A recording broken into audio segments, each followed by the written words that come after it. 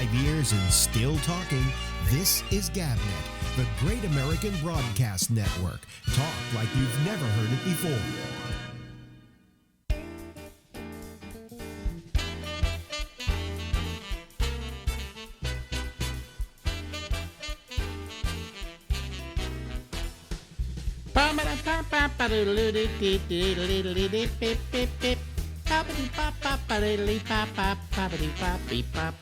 Hey everybody, it's Alex Bennett. It is the Ramble, and we go from now until midnight Eastern Daylight Time. Ladies and gentlemen, we go out to the other coast of the United States of America, far away from Harlem, New York, and talk to the blackest man in America, Larry Bubbles Brown. Hey, Larry. Well, you know, when I used to go on the road a lot back in the early 90s, I'd get to a town like Tucson or something, they'd pick me up at the airport, and then for some reason, they thought Larry Bubbles Brown, they thought I was going to be black. They were shocked. I don't know why. Yeah, well, the name Bubbles, I guess? Yeah, for some reason, that engenders a racial thing, I guess. I don't know why, yeah, but it did. Why would that be? I mean, do you know any black people named Bubbles? No, I don't. I think what it was the bubbles combined with brown. That had to be it. Okay. Yeah. I mean, that's what I would think it would be. Okay. You know, because I can't. I just never ever once when I heard Larry Bowles Brown thought, "Where's the black guy?" There's a black guy. You know. So, how you doing? Oh, okay. It's getting ready for the time change. My worst time of the year, but yeah. I hate when they change the clocks. It just really annoys me. It does annoy you. Yeah. Yeah, and they've been talking about getting rid of it for 50 years, but they never will. When's the change? It's the first Saturday in November. First Saturday in November. Okay, so still got a couple of weeks before it changes. Yeah. Well, you know, we're just fooling ourselves. That's all we're doing. You know. It's just. I've often suggested that we not have daylight saving time, but that we adjust all the businesses, say, come to work an hour later or whatever, you know? Yeah. And just adjust for it that way. Or get used to get used to the sun going down a little earlier, okay? Right. They say it was started for the farmers, and that may be well the case, but we have long since gone past that, okay? So it's really stupid. Do you remember the year, I think a couple of years, when we had it all year long? Yeah, because of the energy shortage or whatever scam they were pulling, right? Yeah, so it happened all year long. So I'm going, we're just living out a lie. We're going against nature. We're going against science here, you know. I mean, what are we doing to ourselves? I always thought it was kind of stupid. Yeah, and it's proven that the first few weeks when they change the clocks, there's an increase in accidents and heart attacks. Yeah, it's not easy. So I agree with you, Larry. Let's do away with it. Let's not go along with it. Well, try to get a law changed in this country. It's never easy. Well, for people who are technologically advanced like myself, it's not as big a problem as it used to be because most of the clocks change themselves in my house, except for the microwave and the oven. And what else do I have to change? There are a couple of clocks I have to change, too. So you have to go around changing the clocks, and there's always one you forget. Right. Is there one that you like when they go to daylight saving time that you say fuck it, I'm not changing it? I don't have a clock, but I never change my watches, so I just pretend I'm living on the old time. Oh, really? Yeah. Son of a bitch, you really are. ornery. Yeah. Yeah. I'm a rebel.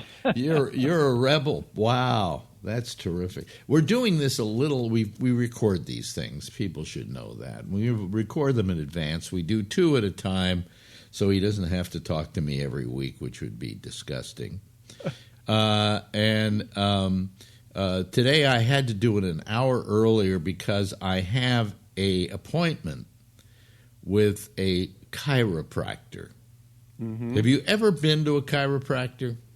No, and I've always heard 2 things. People either swear by them or they're total quacks, so I don't know what to believe. Well, I think they're quacks.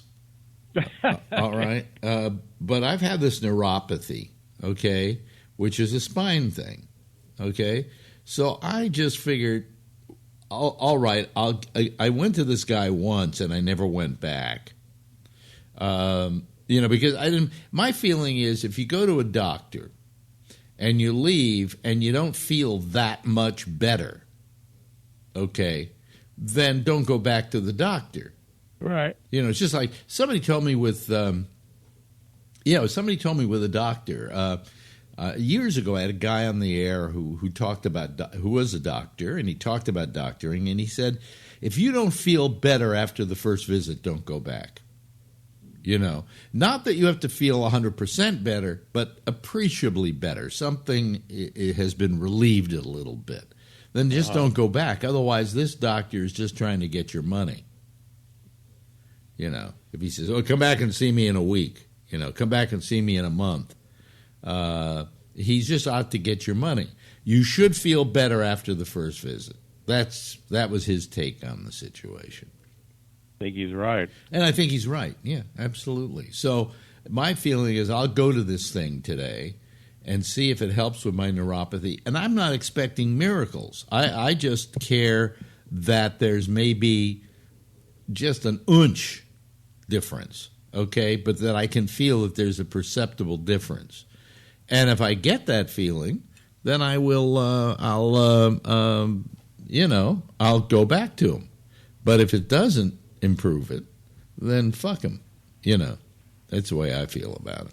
Because I have a neurologist, and I said to him, my wife wants me to go see a chiropractor about this, and he said, I wouldn't do that.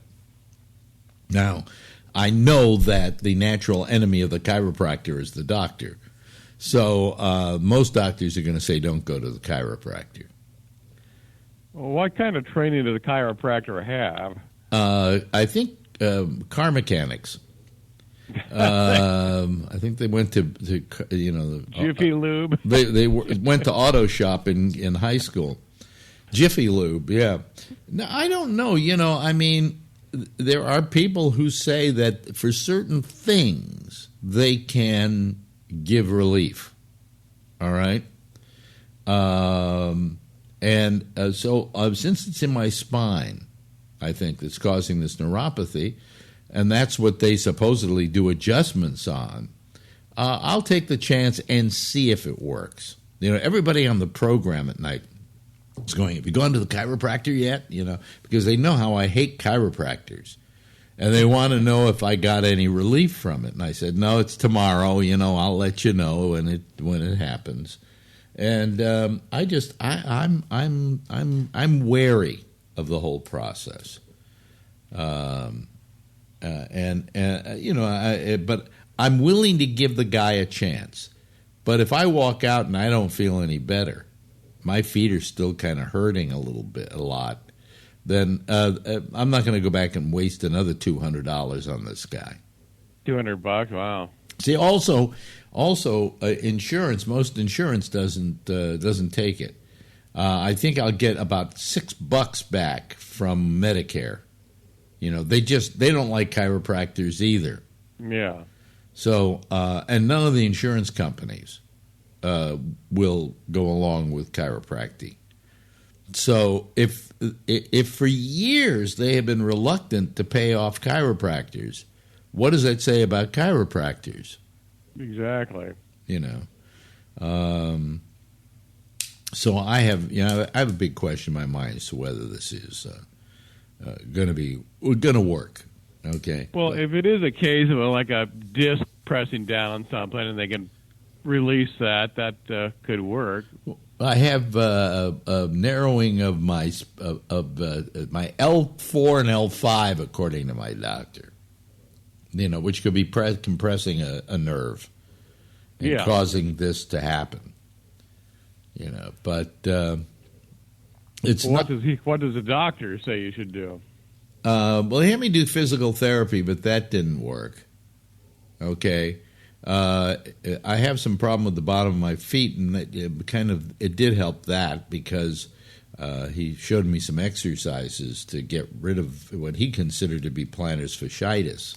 Okay, but right now that's not taking care of it either. So I've been taking this thing called Lyrica. Well, a form of it. It's the generic Lyrica, and you take it twice a day. And the problem with it is it's made me loopy.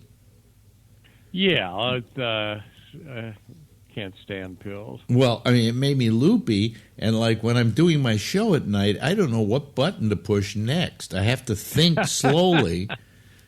Now maybe that will all go away as time goes by, but it does relieve it a bit. So I'm not complaining that it doesn't work, but it just makes me incapable of doing physical action. I wouldn't want to drive on this stuff. You wouldn't want to see your airline pilot taking those. No, not at all. Or my stewardess, for that matter. What is it? They're cabin attendants now. Cabin attendant. I wouldn't want to see my cabin attendant taking it. Here's your coffee. Oh, sorry. So, anyway, the Lyrica works. Okay, I can't complain about it. But it just makes me loopy. I don't know if I can, I try to, every night I've started the show and I've fucked it up.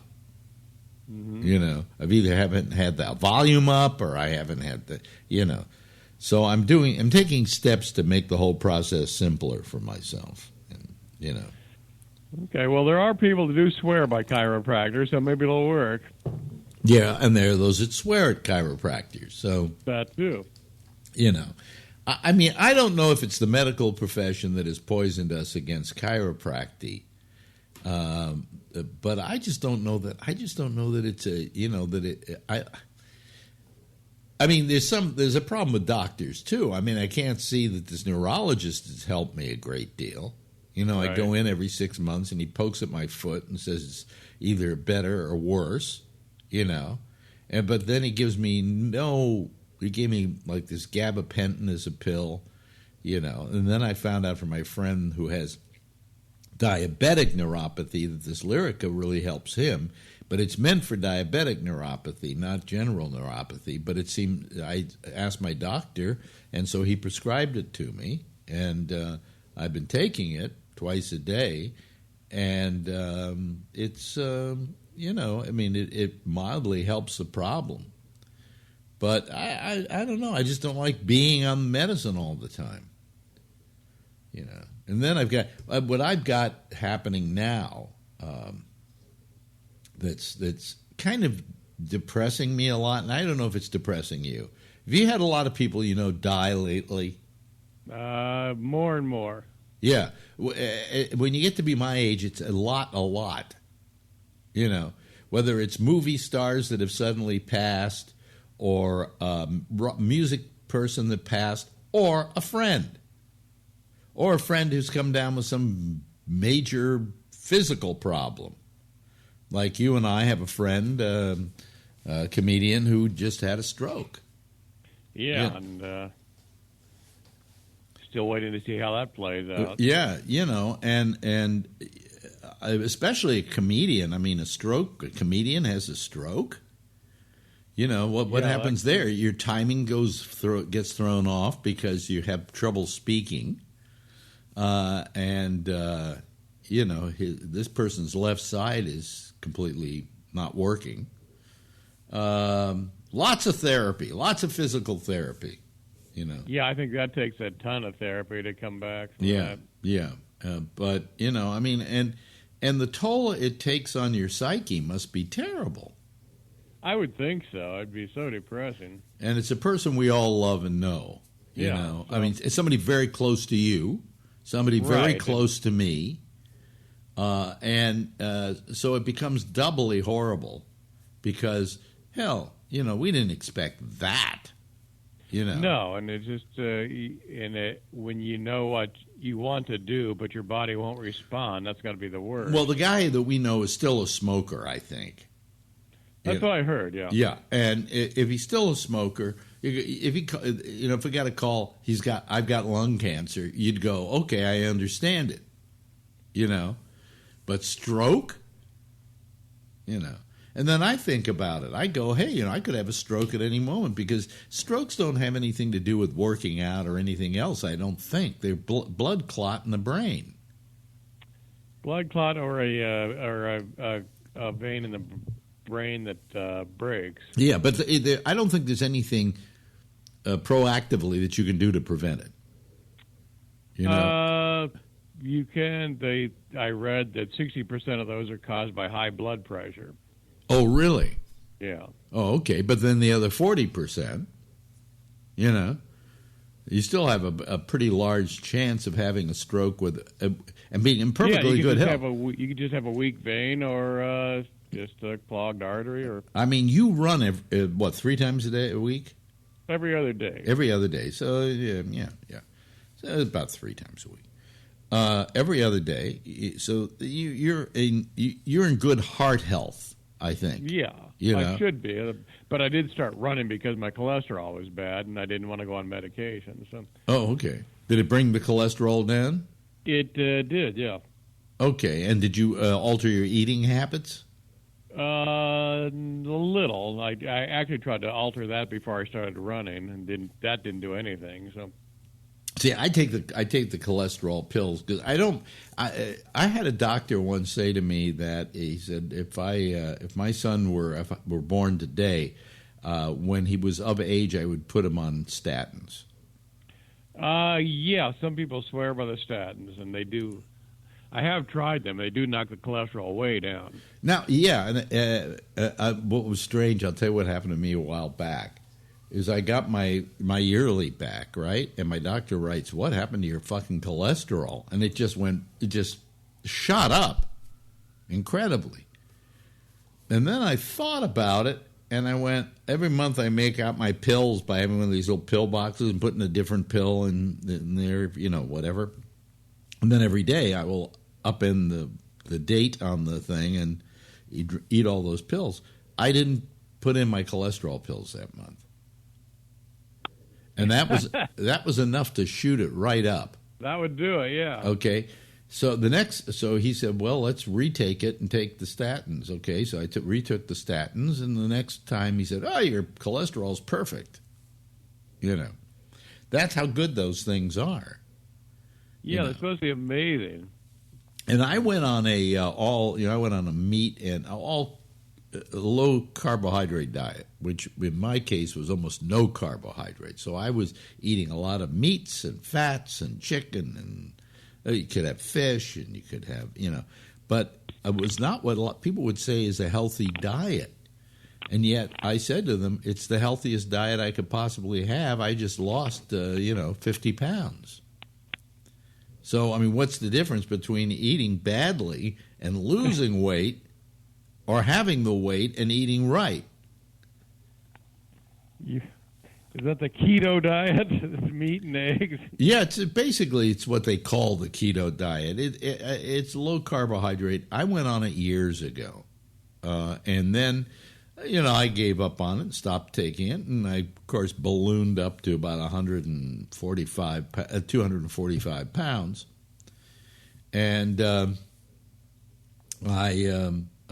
then, went and on the low carb diet this time, and lost. I lost almost 60, and now I'm down to where I've lost about 45 or 50. Okay, because after a while you gain a little bit, and then you keep an eye on it, and you're in good shape. But I mean, I'm much better off at this lower weight. That's a significant amount of weight, taking off 45 to 50 pounds. Yeah, that's a lot. Yeah. So, I mean, I'm in better shape this way. although my neuropathy is bad, and and I may have prostate cancer, but outside of that, I'm fine. At least you don't have a stroke. Mm-hmm. And then the prostate cancer thing I worry about, but my doctor said, don't even worry about it. And I said, well, why? He said, at your age, he said, it's not going to be an aggressive one, and they can take care of it very nicely, and it's not a big deal. They're not going to have to remove your prostate. Yeah, that's what I thought. So I wouldn't worry about that. That's one you can scratch off the list. Well, I don't want. I'm the worrier. Do you think I'm going to scratch it off the list? I'm counting every day till the next time I have to see my doctor. Saying, well, this is going to be. When they say, well, the thing is on November 5th, right? And so if I hear that a new TV show is starting November 10th, I'll say that's after I find out I've got cancer. That's the way I think. Okay, that's a good way. I'm crazy. We're always the optimist. I'm nuts. But so you don't see chiropractors? No. Do you regularly see doctors? I try to avoid them, but I don't like going to doctors. But.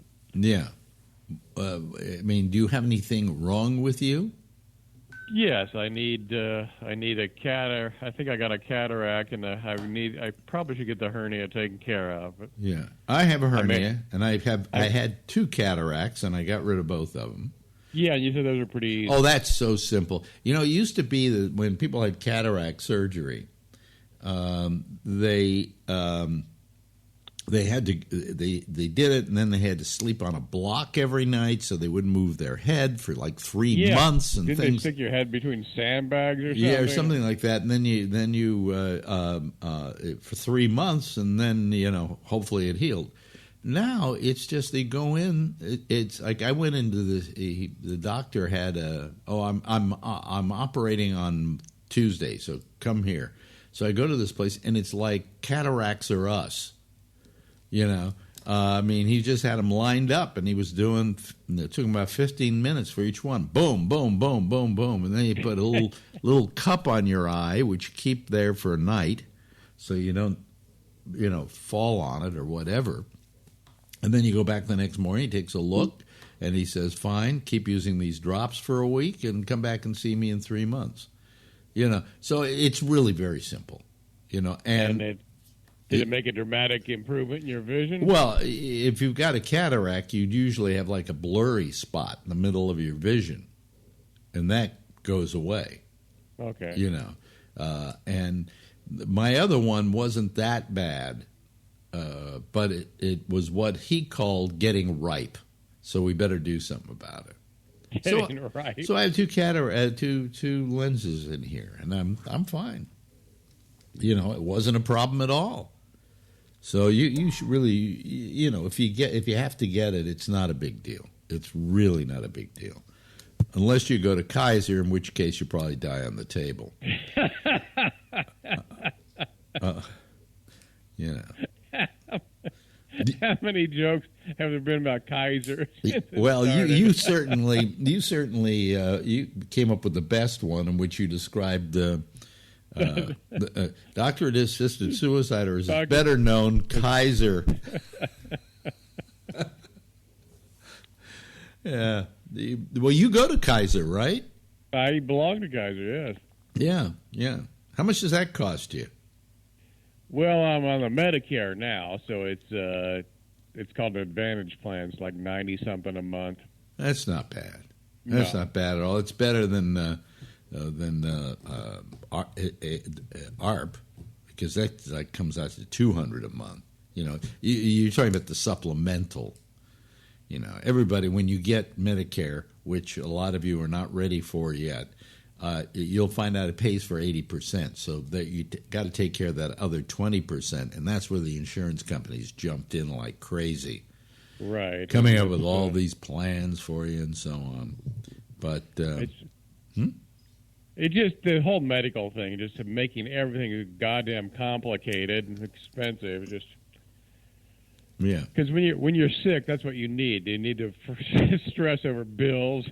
Yeah. That's really what you need. Exactly. Hey, look, time has run out for Larry Bubbles Your Brown. chiropractor is warming up right now. Yeah, he's warming up. Well, at least he doesn't have tools he sticks in you. You know, that's the good part. Anyway, thank you, Larry. Thank you, Alex. Talk to you next week. Sounds good. 5 years and still talking. This is GabNet, the Great American Broadcast Network. Talk like you've never heard it before. And there was Larry Bubbles Brown, ladies and gentlemen. And so far tonight, I haven't made a big mistake. Except my earphones are not plugged. They're not scrunching in. The scrunchiness ear thing is not closing in, so I'm getting somewhat of a tinny sound. Maybe I have to go find some more of these earbud thingies. Hi, how are you? What's happening? Let me open up the phone line, see if anybody wants to talk to us tonight. Well, let me see here. Where are we? And then I go bum, and then come on. Yeah, active. Okay, so our lines are open now. There's no Phil tonight, so it's a Phil-free night, so feel free to call. And if we don't get enough people, I can always sign off early. I can especially sign off early tonight because there was no Damien, and there's no Jack Bishop tonight at whenever. So consequently, we have no. I'm the only show on here tonight, except for the franchise MC did do a sports show tonight. So we had the sports show. All right. So it's the sports show and me, and that's it. I'm the only show on this damn network. So let me see. And there are only like a few people listening to me right now, so or watching me right now. We just got another one. I don't know. What am I going to do to get more people to listen to this thing? Maybe if I get a new host, it will probably do better, right? Okay. Coffee. Anyway, I'm waiting for a caller, and this is what we do. We just stall until... Oh, there we go. Here comes Charles Wallace, ladies and gentlemen, who is always usually the first guy to call. And he's here. And let me push the button here. Wait, that's the wrong one. That's the wrong one. I'm sorry. Oh, God. Come on. What happened? Oh, I see. Okay. I have a little stuff here. It's kind of, but that's not supposed to be. I hit 3. And wait a minute, let me go there, and then let me hit 3. There we go, that should work, and then we could bring in Charlie Wallace on that. I had some kind of problem there, technically. Wasn't my fault, folks. I didn't screw up tonight, okay? Let me see here. Jeff Stein just tried to call, but he couldn't get in? Is that true? Okay, well, we'll see. Well, anyway, there's Charles Wallace. Let's see. Hi. Yeah, how you doing, Charles? I'm doing pretty good. Yeah. Hey, you know what I'm going to do? I'm going to turn on the air. Oh, God, I can't turn on the air conditioning. Girlfriend that did a thing where she put the curtains up here, and so they cover the air conditioner. And so if I turn on the air conditioner, the stuff is in front of it. Well, I guess I could get it to, yeah. Well, it'll just blow the curtain aside. Okay, here comes Jeff. All right, okay. Let me see here, Jeff. Let me see here. We got to get Jeff Stein in here, so we get Jeff right here. Well, we can't see him yet. Okay, are you there, Jeff? Jeff's having trouble getting on. Let me call Jeff back. Let me try calling Jeff back. Let me see here. Jeff, I'll call you back, Jeff. Let's see what happens. Okay, add. Okay, so it's calling Jeff Stein. Let's see what happens. Sometimes Jeff has a problem. We're calling you, Jeff, if you're listening. Jeff, it says, is unavailable. How is that? He was available. He called us. that was an availability in and of itself, wasn't it?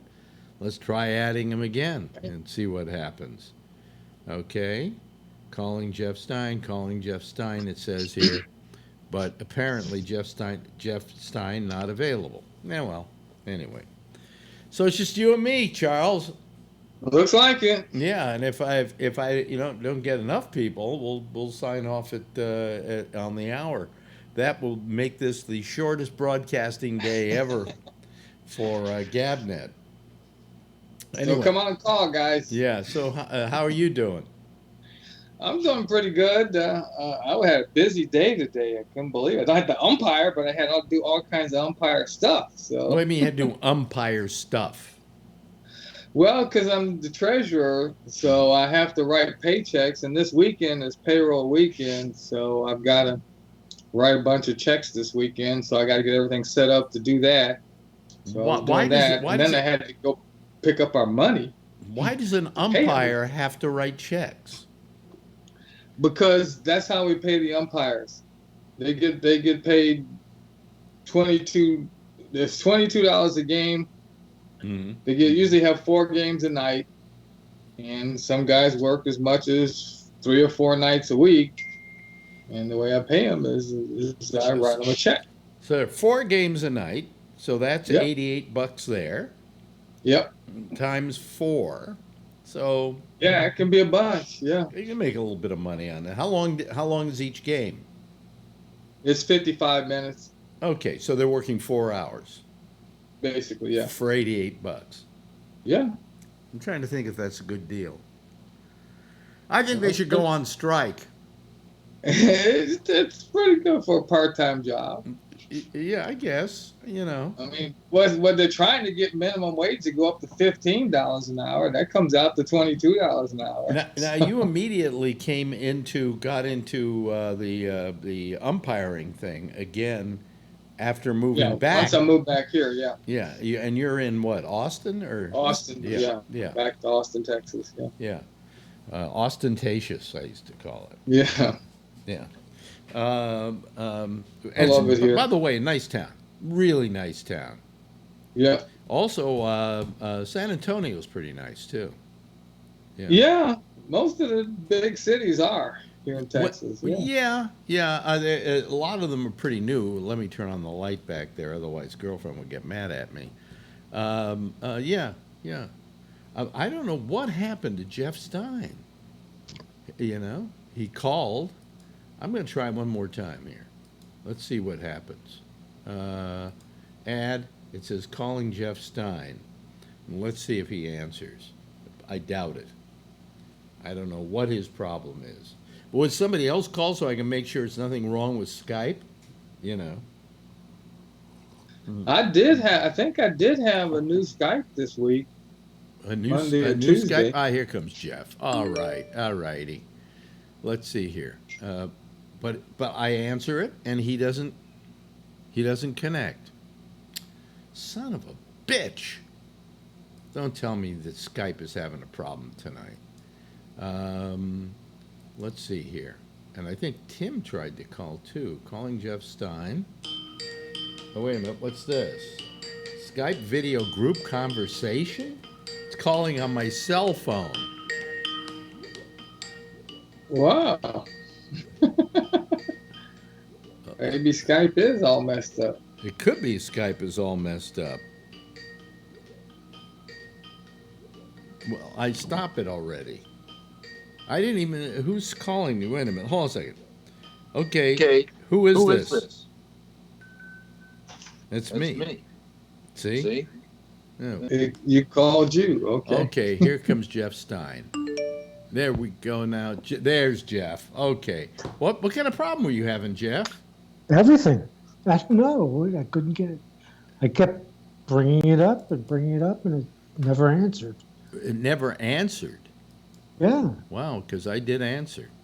I know you even tried to do it. Yeah. You couldn't hear it. Yeah, son of a bitch.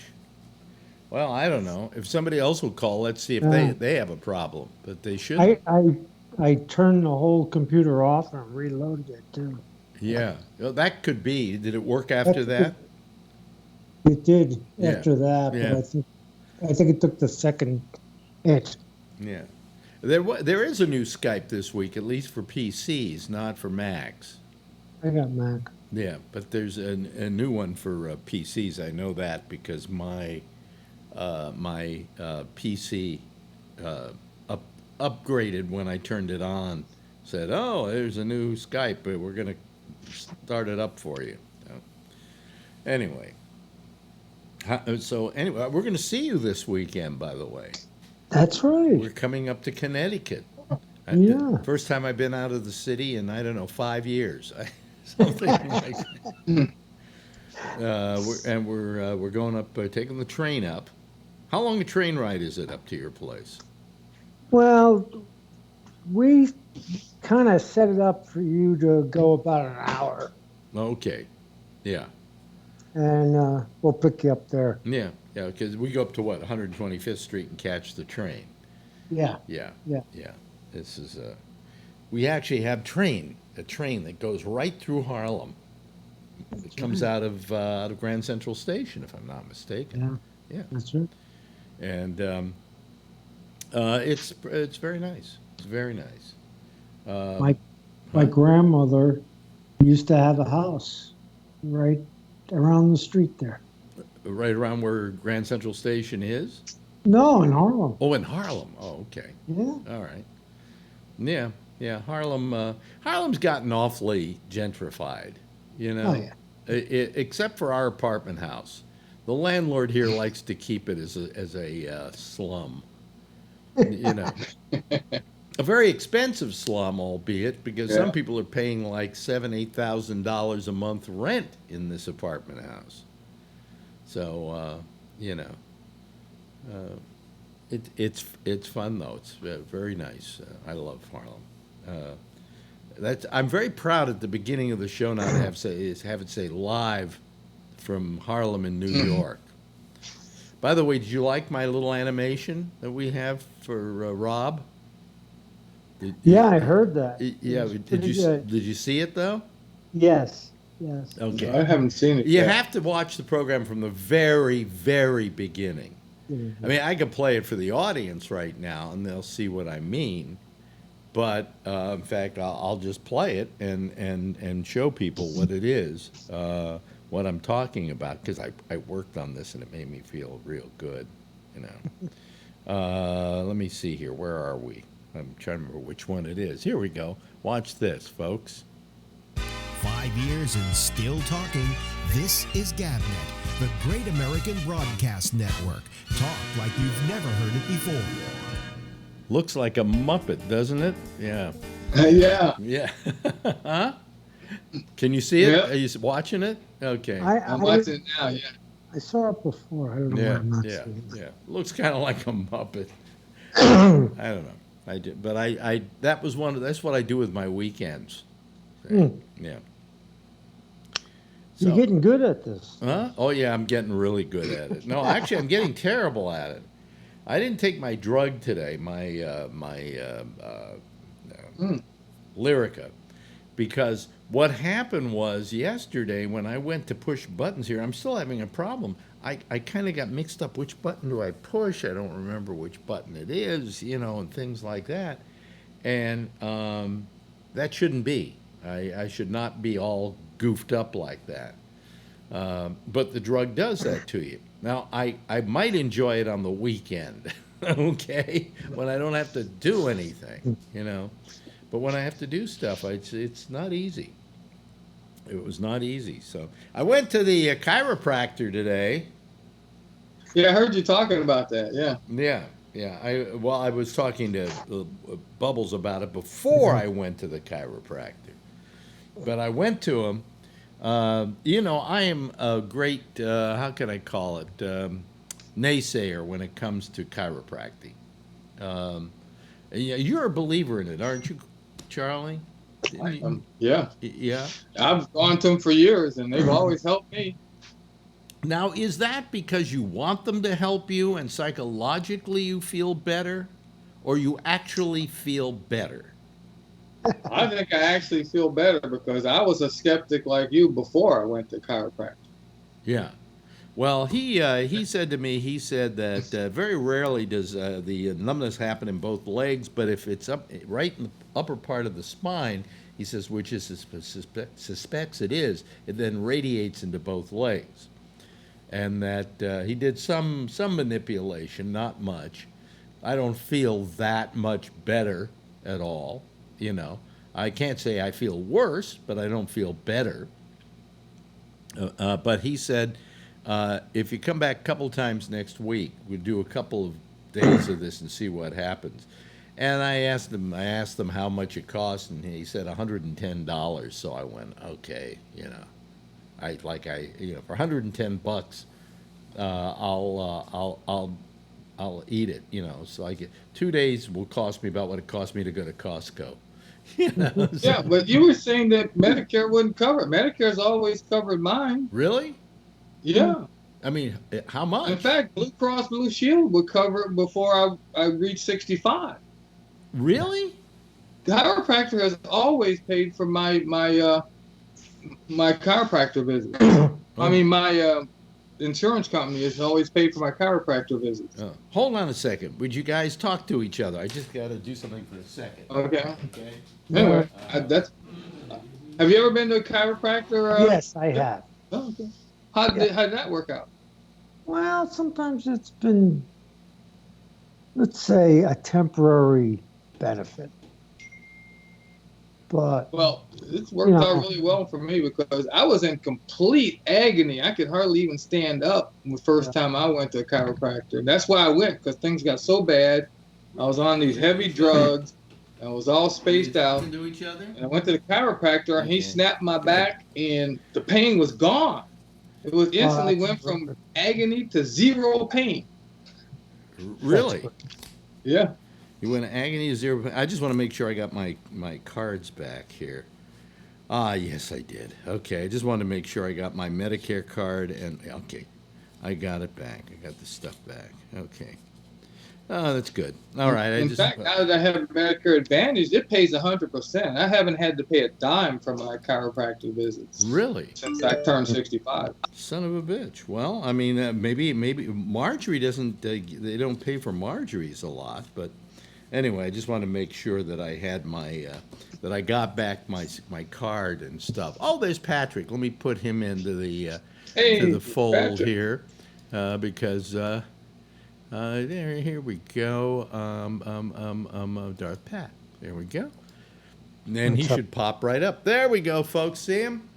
Look at it. Look at him. Isn't he adorable? He's smiling because Aaron Rodgers did it again. Yeah. Actually, I would credit more the kicker, Mason Crosby. Huh? Yeah, but Rodgers got him in position to kick it. Yeah, but I mean that was good play calling at the end to sit instead of taking that touchdown. And so, yeah. Wait a minute. I leave for 2 minutes and you turn it into a sports show.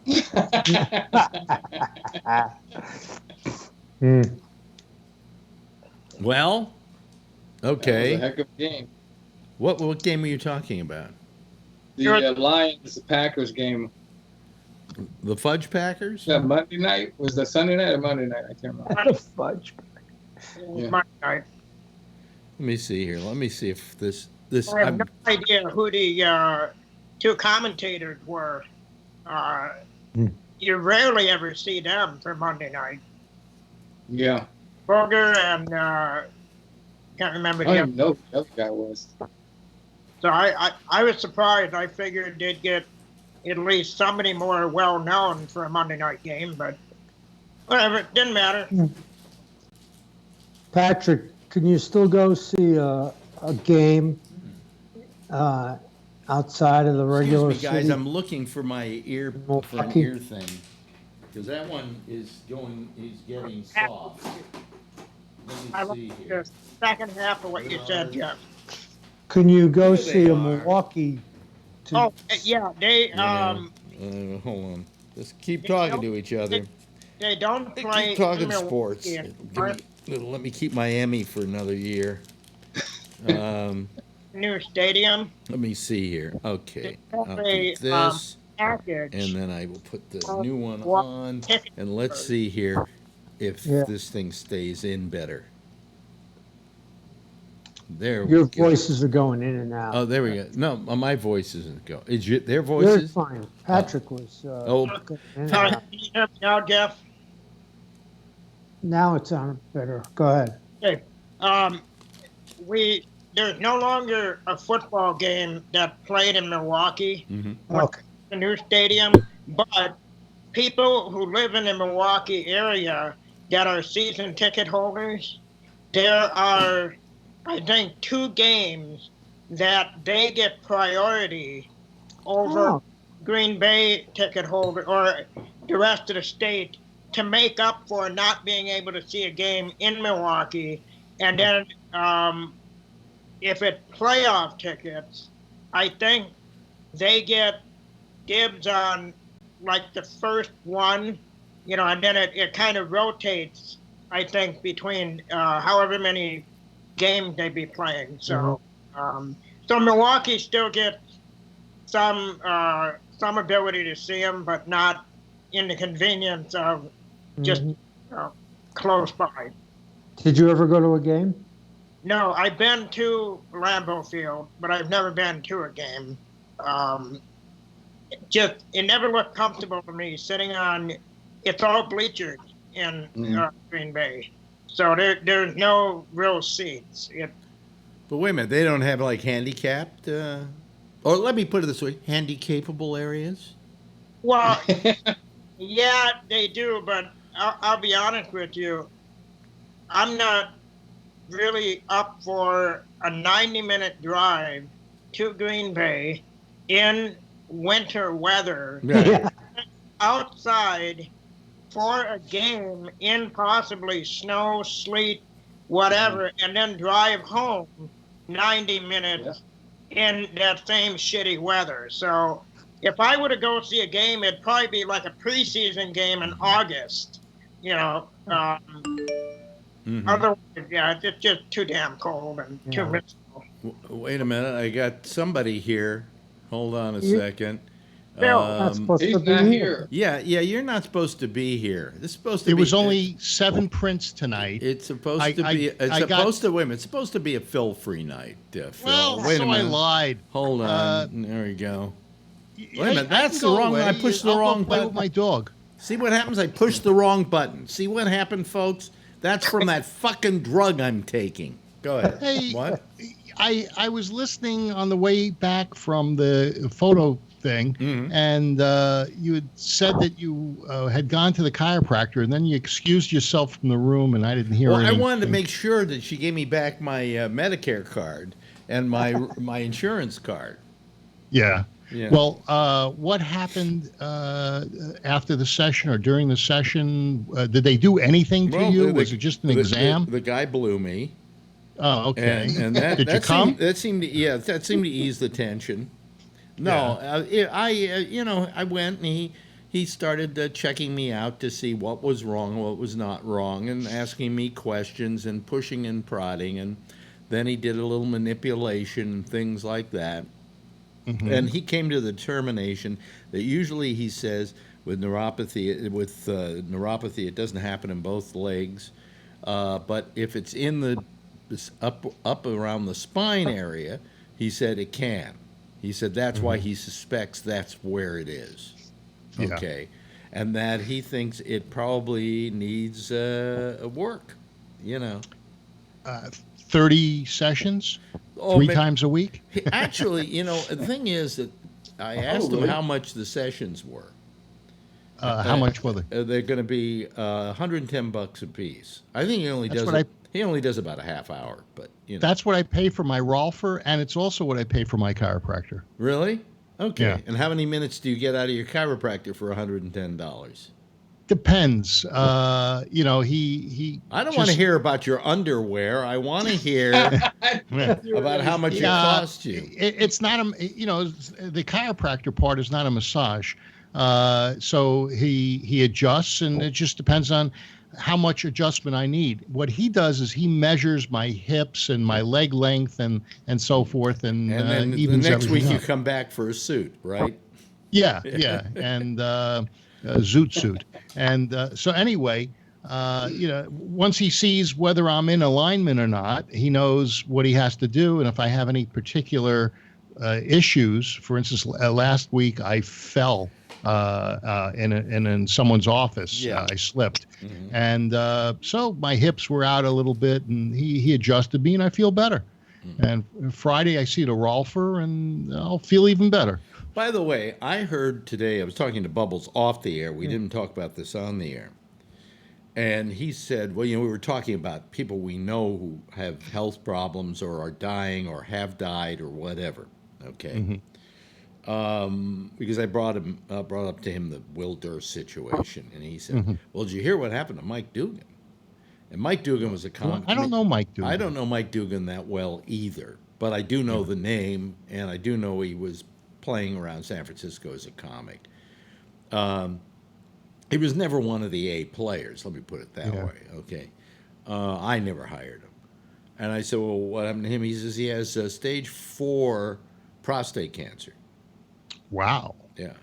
And so he didn't realize he had an issue at stage 1? Well, wait a minute. Hold on a second. I said, how did that happen? He said, well, he went and got a prostate exam and a what do you call it? A PSA test. Right. And his PSA was 29. Wow. Yeah. And the doctor never called him. Wow. And that was a year ago. Did the doctor die? No. The doctor never called him. Wow. So they killed him. Basically, he's killed him because if they had done something about it right then, he might be in better shape now. I'd be filing a lawsuit. Well, that's fine. I think that's the last thing. That's fine. That's fine if you've got a family, but if you don't have a family, what good is it going to do you? Have any family? Okay. I don't know that he does or he doesn't, but my case. He's a comic. What kind of family can he have? He's a comic. They don't have any family. Yeah. So I mean, this air conditioning isn't helping. Let me turn it off. It's also making the lights flicker, and that drives me nuts. Anyway, so I mean, there's a case of just doctors not doing what they're supposed to do. In the case of chiropractic, I just don't know if it's real. Okay. It helps. I mean, gravity takes its toll on everybody. No, but I mean, it helps. But does your psychological state of mind after you just put out $110 to get a chiropractic, does that make you want to believe that you're better? Charlie was talking about that he had coverage for it. Don't you have coverage, Alex? Yes, but I don't. Oh, so, I didn't think they covered chiropractors. Well, you ought to check it out. Check it out. Medicare does cover chiropractors? Medicare does in Texas and Arizona. Well, Medicare is the same everywhere. It's a national. I don't know. I never thought about it. I got rear-ended. You got rear-ended by your chiropractor? No, I got rear-ended last week going to Ray's, a couple weeks ago, going to Ray's Play. And so their insurance company is going to pay for about $4,000 worth of chiropractic because, I paid thousands to get, stuff straight, and then they hit me. So I'm going to continue to go on their dime. Well, I'm looking it up now. Let's see here. Is it covered by Medicare? Showing results. I never got a bill. It says, okay, wait a minute. The only chiropractic service covered by Medicare is manual manipulation of the spine to correct subluxation. What's subluxation? Yeah. Subluxation is, the vertebrae move closer to each other due to gravity. Oh, that's what I've got. Pressure. That's what I've got. Put pressure. Yeah, that's what I've got. Yeah, whatever. Yeah. I told you last night. This is covered by subluxation. Medicare Part B in instances where medically necessary and provided by a chiropractor or other qualified provider. So. Yeah. Yeah. Well, maybe I'll get some money back. Could Yeah, be. and maybe your secondary also pays. Well, they so will. that If Medicare pays, they will pay. All right. That's their. That's what I'm saying. So I didn't pay anything. It was 100% covered every visit. Well, in which I case must have I'll gone go 20 times last year. In which case I'll go to them 5 days a week. You know, I mean, what the hell? When I was married and I was covered under my ex-wife's insurance, we got like 25 visits a year. Under Kaiser, I got don't go, otherwise you'll pay for it yourself. But I went anyway. Yeah. No. Well, we started talking about medicine and the numbers went down. See? Fuck you. If you don't want to talk about it, I'm an old man. I got to talk about this shit, okay? Jesus. Nobody has respect for old people. Yeah. You know? And nobody wants to hear from old people. I'm going to start a podcast called Nobody Wants to Hear What Old People Have to Say. You know? Nobody wants to hear what anybody has to say. You know, we live in a world where people just want to talk and they don't want to listen. Yeah. By the way, your moron of a president had a great statement yesterday. Oh, which one? About everybody says that blah blah blah. I can't remember what the thing was. Everybody says blah blah blah, and even some other people. Okay. Somebody told me he said something. There's a lot of sand there. There's a lot of sand there. Yeah. Yeah. But I mean, this whole thing about it was something like to the extent of, everybody believes blah blah blah, and even some other people. Works for me. I'd like to. Yeah, I'd like to know what that is. And also with this woman who was driving on the wrong side of the road. Which one was that? In England. She was an American. And then she left before they could get to her, and she used diplomatic immunity to get herself out of the country. Oh, he hit a motorcyclist or something, right? Yeah. And he's doing this whole thing about, well, I know what it's like to drive in that country and to drive on the other side of the road. It's very confusing, and I've done the same thing. Yeah. He said, I've done the same thing. You hit a motorcyclist and then left us. He drove on the wrong side of the road. No, but that's not what he said. He said, I've done the same thing. Yeah, you're reaching. The guy's an idiot. He's a moron. I don't think he thinks that much about you either. Well, I don't think he knows who the fuck I am, so I'm not going to get audited. Anyway, I mean, this guy is... I saw this press conference today, these two press conferences he did, and they were hilarious. Okay. The guy who works for me is not a Trump fan, my operations manager. Yeah. And he said Trump had a meltdown today. I didn't hear any of it. I was too busy. He had a meltdown with Pelosi. With Pelosi. Yeah, and he said that he said something in front of Pence, and that Pence got very uptight about it. I don't remember.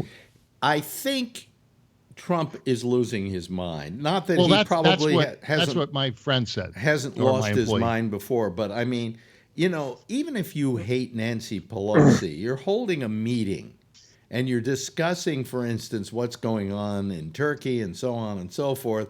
You don't start calling her names right then and there.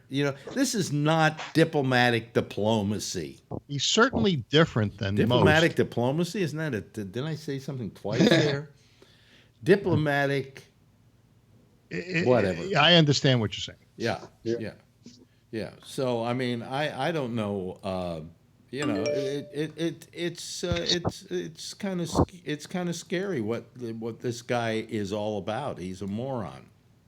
Well, he's from Queens. Yeah. Got anything to say about that, Tony? Yes, Tony. Talking about Trump. Wait a minute. Hold on a second. Let me get Tony in here. Let me see here. Transition. There we go. Tony comes up. Okay. There we go. What did he say now, Trump? Oh, you don't want to know. Good thing I didn't watch the news today. He admitted to killing somebody on a motorcycle, And On Fifth Avenue. and he said, everybody says this, and even some other people. He said. Yes. And then he yelled at Nancy Pelosi and Chuck Schumer in a meeting, yelled at him, but not stuff that was like, you don't know what you're talking about in this particular case. It wasn't like a heated discussion about something. It was just, he started saying, you're incompetent, Nancy Pelosi. I think they're all fucked up, and I'll tell you why. Why? They had a tape of Biden during the debate last night, and what was happening was that he was jumping all over and stringing all sorts of different things together, and he wasn't his sentences weren't cohesive, and he'd start talking about one thing. Don't worry about him; he's lost this already. Oh yeah, but he's lost the nomination. I think that there may be something in the water in Washington that does this. Well, I'll tell you something about that debate last night. I didn't watch it. I watched moments of it, and all I thought was, I'm glad I didn't watch it because I would have gotten mad. Because if I were these people, I would not involve myself in these debates, and I'll tell you why. It encourages you to be adversarial against your own kind. Right. Yeah. And that looks very bad. Did you see the poll on Drudge last night as to who won the debate? I think first was Tulsi Gabbard, and second was Andrew Yang, and third was Che Guevara. So who knows about that poll? Well, no, it was interesting because I voted that I thought Yang won, but I didn't hear the whole thing. And then when you look at the results, it said number one was Tulsi Gabbard. Really? Well, I mean, that doesn't mean anything. That's Drudge's people, they're his fans. I don't even go over to the Drudge Report, so I have no idea. I would never participate in that poll, as an example. But all I know, of course you would. No, I wouldn't. Don't you want to see the results? You can't see the results. You have to do that in order to see the results. It's skewed, though. Anyway, I mean, the point is, I just think it's bad for the Democrats to involve themselves in these, to begin with, unsanctioned debates. It's not like these are the debates put on by the League of Women Voters or some official organization. This is CNN and MSNBC and the New York Times, and these are all, it's like there've never been this many debates. And every time you debate your own kind, you're going to have to eat your own, and that doesn't look good. And what you're doing is you're giving fodder for the enemy. Like if you say, well, you're Biden, you're blah, blah, blah, and you did this and that and all the other thing, and now you're trying to fight him in a Democratic debate, the Republicans are going to take that statement and use it against Biden if he gets nominated. What they said on Fox today was that instead of having these debates, you let the public decide, and you have the state primaries, and either they win the primaries or they don't win the primaries. You don't get rid of people because they didn't have a good night on TV, and it's. So what they were saying is basically what you were saying, that the debates are not a good way of determining who should be in the Wait a minute. in the race. Something just hit me. What's that? Look at Tony's room. Oh, Is he it's Halloween? They didn't take. They didn't take down last year's Christmas decorations? Just a light on. Big pumpkin in the back too. Yeah, but those are Christmas lights, aren't they? They're probably orange, but they look red. Yeah. When Tony comes back, let's give him a bad time about this. All right. I was going to ask about that pumpkin because it looked like you made it in like 5th grade or something. He probably did. Yeah. In fact, Tony is just in 5th grade now, so Yeah. You got a problem with that? I got my Social Security card in the mail today. All right. It's the first time I've had one since 1966. Yeah, what happens is you lose your Social Security card, but nobody ever asks to see it, so you just memorize the number, and after a while, in fact, if you have one long enough, they look like paper mache. They're just all dog-eared and terrible. And why the government doesn't give you a Social Security card that's plastic? Now, there's a place to put my signature. Does it say that I can't laminate it? They don't want you to laminate it, but Marjorie always laminates hers. You laminate yours too, Patrick? I have mine laminated, and it in pristine condition, in a drawer somewhere, and I had to bring it out for, I forget what it was, a couple of months ago. Somebody needed to see it, and it took me the better part of an afternoon to find it, because I had it with my birth certificate and a few other documents that nobody ever asked for, and so when I found it, I was surprised to see that it was laminated. Then I remembered I laminated it like back in high school or something like that. So, yes. So it's argued and torn apart. So I read the front and the back, and there's nothing on here about not laminating. Okay. Okay, now we got to ask Tony. Tony, you didn't take your Christmas lights down from last year. No, actually, I decorated Halloween all over the house. My mother wanted me to do it, you see? And I got a whole thing in the front window. I bought some stuff to, like, trick or treat, a haunted house that lights up. Living in your house must be a living hell. Well, you know what happened, Alex? We used to put stuff in the front of the house that blew up, but somebody slashed it. I had an inflatable pumpkin, and they cut a hole in it. The animals had to come out and destroy it, the kids. So now I can't put nothing in the house because they slashed this freaking pumpkin on us. I can put everything. Republicans. Trump did it. No, my mother we like the decorations. The front is really. Oh yeah, that's beautiful. That's really terrific. Usually those decorations go outside the house, Tony. I know, she wanted them over here. I don't know why we have to have them here, but we have to have everything lit up. I said, all right, I'll put a set over here. He has to do what his mother says because he works for her. Exactly. Yeah, she's the boss. Yes, Patrick. Tony. Yeah. Behind you, that big pumpkin. Oh, right here. Is that something that is handmade? Like from my niece is an artist. Well, she's trying to be an artist. She made that. She actually paints really good. I don't want to brag. How old is she? Go to bed. I gave her 2 times no PM. She's still up. Hey, all right, I'll come in a second, will you? Yeah, she made that. How old is your niece? She's 15, but she's a good painter. I got to tell you. I don't want to brag, but if I show you some of her artwork, you'd be amazed. Well, I'd be amazed after seeing that pumpkin. She's talented. I don't know where she gets it from, but she's really good. Wow. Hold on, let me see what she wants. I got to give her a tissue now. Hold on already, will you? I love this show, man. I'm telling you, you can't beat comedy like that, right? No, different.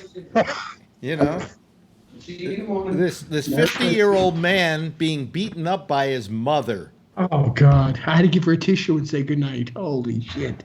Tomorrow is going to be scrambled eggs with sausage. We got on breakfast already. And I got to have the sausage out because she's got to have it with it. Oh, God. And the eggs can't be runny. Alex, God forbid the egg drips. We can't eat it. I mean, come on already, will you? Well, I can make non-drippy eggs. It's pretty easy. I can't because I kind of do it Here's fast. What you do. Here's what you do.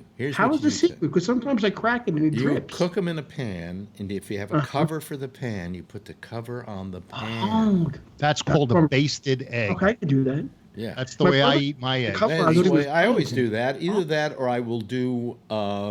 You got to put a little water in the pan too before you, and then cover it. And I usually basted egg. Use it butter. cooks over use the top. Butter. Oh, okay. Use as much butter as you possibly can because it'll make her die faster.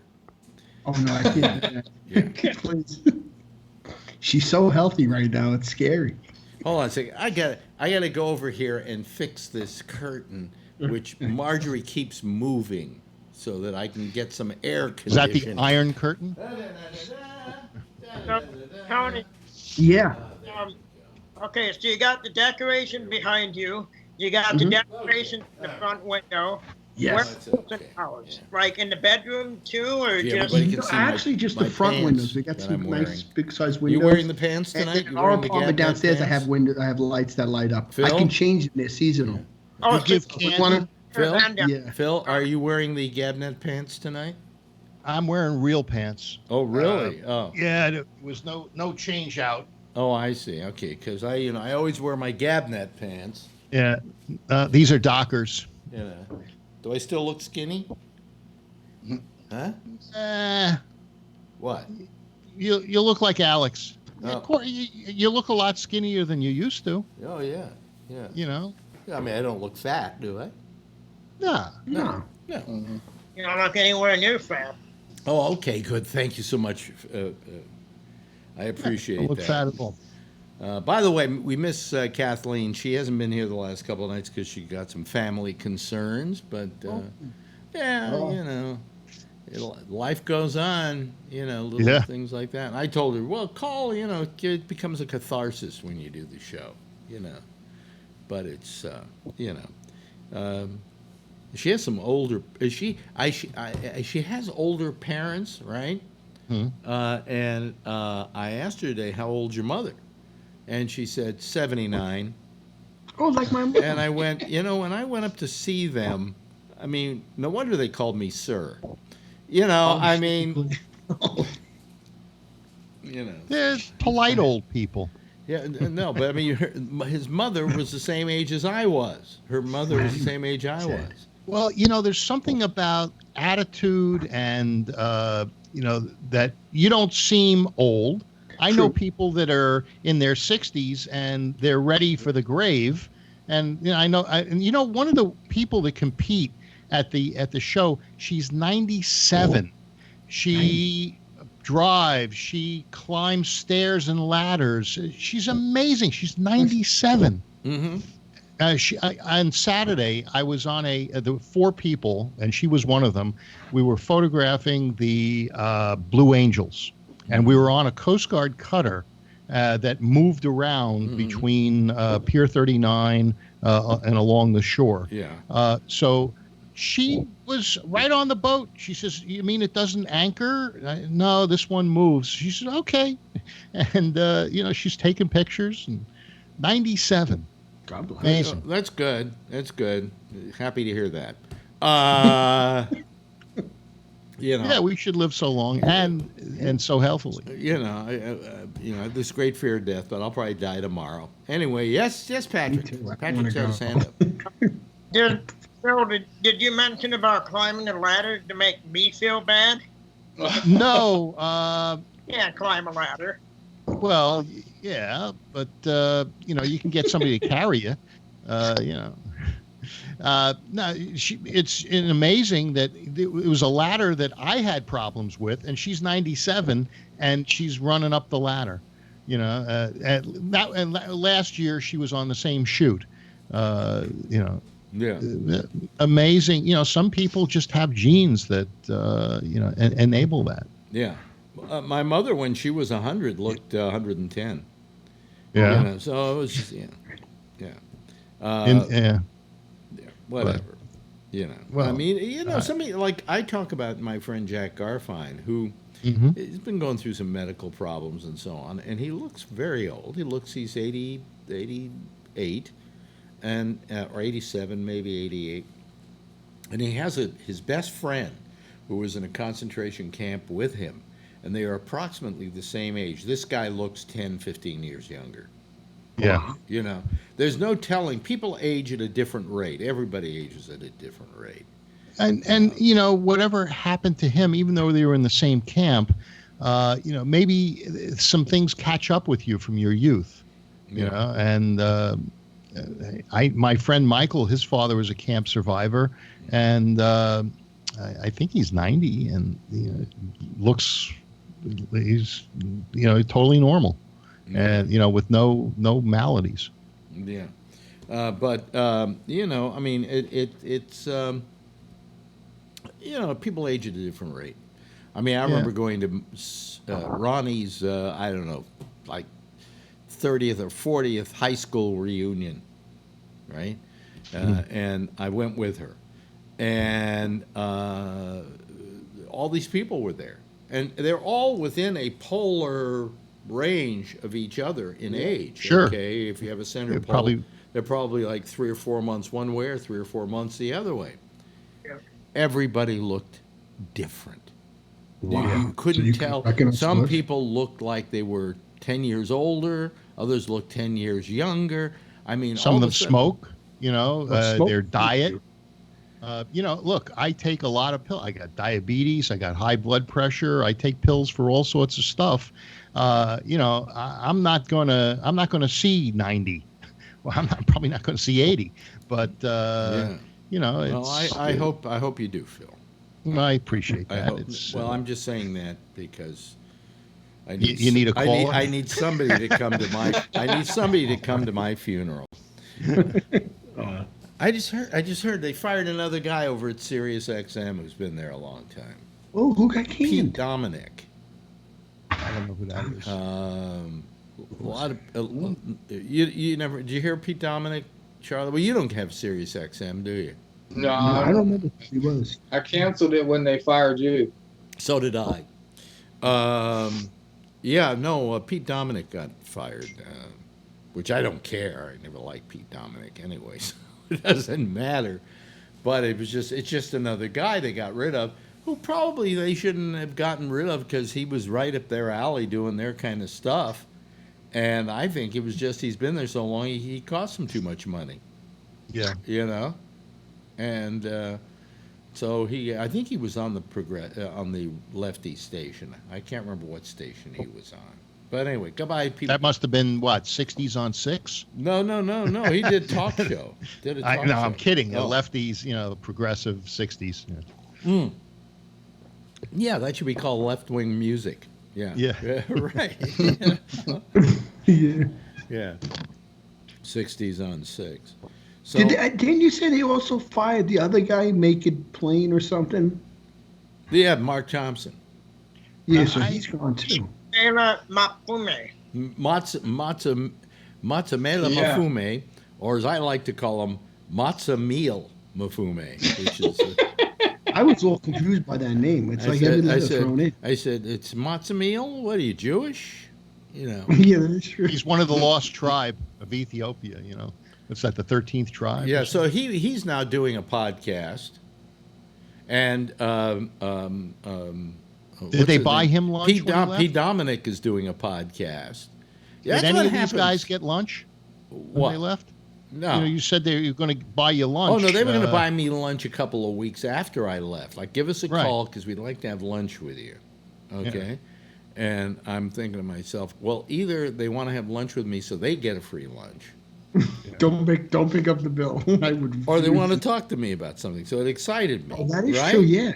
To this day, they have never. I wrote them once. I said, I'm ready for that lunch now. And they said, well, times are busy right now. We'll get back to you. And I've been thinking about writing a letter. It was like the program director over there. I was thinking of writing them a letter and saying, and all it was going to read was, don't bother getting asking me for lunch. I already had it. Well, you know what you can do? Just say for lunch and send them a bill. Right. Yeah. Exactly. Just say, sorry you missed it. It was great. Right. This is the lunch we should have had. Yeah. Right. Yeah. So did this? I was gonna say, don't forget about the lunch I've eaten already. That's what I was gonna write. Yeah. Yeah. Now there was a Seinfeld episode with a suit and a dinner, and sounds very simple. He goes to Mendy's, the best pea soup. Mendy's, the best pea soup ever, Jerry. Best pea soup ever. Best pea soup, yeah. That Mendy's is in Rockefeller Center. Yeah, they always on Seinfeld use the name of real places. I mean, the soup Nazi existed. Yeah. But I thought soup, according to Seinfeld, is not a meal, or according to the what's his name, soup is not a dinner. According to Banya, was the guy's name. He was crazy. Yeah, and he said, well, soup is not a meal, Jerry. you know. Yeah. But anyway, the Soup Nazi episode was written by Spike Fierstein, who worked on the staff at the Letterman show at one time. Really? And then during breaks for lunch and whatever, they would go around the corner for the best soup in New York. I can't remember what the name of the thing was called, the Soup Kitchen or something like that. Who's calling? Who's on here? Is this Doug? Who is it? Your worst nightmare. But anyway, I just want to say this right quick before you hang up on me. Yeah. The series started going downhill when they got rid of you, and then John Fugelsang down from 3 hours to 2 hours, and now they got rid of Pete Dominic. Well, John Fugelsang, or whatever her name is a fucking asshole. He's a fucking piece of shit. I can see why you can rub people off like that. No, he came on my show on election night to supposedly do. They said, would you have him come on and do some of the talking about it and so on? He's a comedian, and I said, oh, okay. And he came on. He didn't do fucking shit. He sabotaged my show. He was a piece of shit, that asshole. Stop talking about Doug that way. Anyway, okay. Well, thank you for putting your 2 cents worth in, Doug. We appreciate it. Bye. Anyway, Doug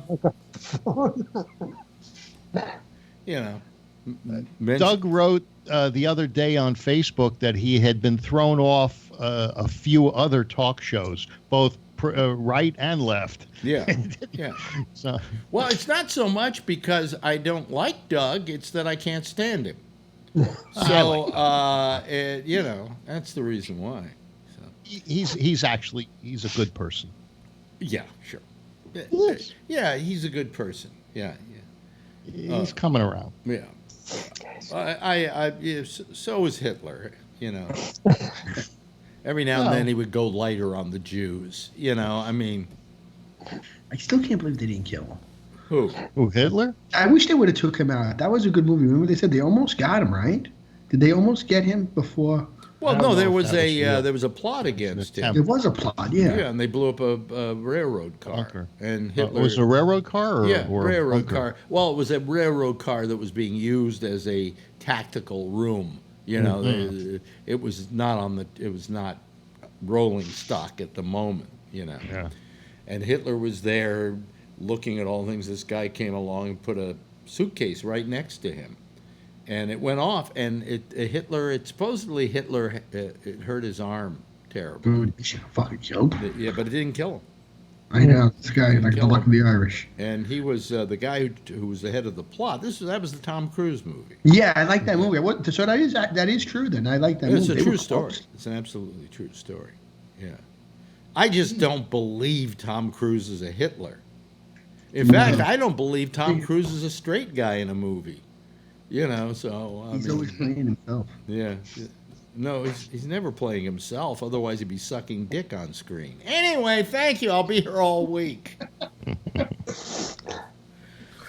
I can get sued now by Tom Cruise. He has a tendency to go after people who say so. Isn't he a public figure? Yes, but he can still sue. But what I would say my defense would be, what's so bad about sucking dick? I like getting my dick sucked. And it's not that sucking dick by a guy. Not anything wrong with it. Right? Yeah, right? It sure is. Right. I'll accept. Not that there's the fact anything that wrong with gay it. people have all the rights of straight people, but I don't accept the lifestyle. I'd say that the lifestyle is the lifestyle of having sex and being in love with other people of the same gender, and love is love and sex is sex, and it doesn't matter who you have it with. Well, I don't force people to be straight or accept my straightness. Why should I be forced to accept someone's gayness. You know, I don't like the term straight. I'm getting to the point where I'm bothered by the term straight. What's the other term? Heterosexual. Sapien. Heterosexual, yeah. Yeah, Homo sapien, right? Yeah. No, but a heterosexual. But to say straight, I mean, what's straight? Well, on straight and narrow, you know. Yeah, well, if the whole world were gay, then we would be unusual, right?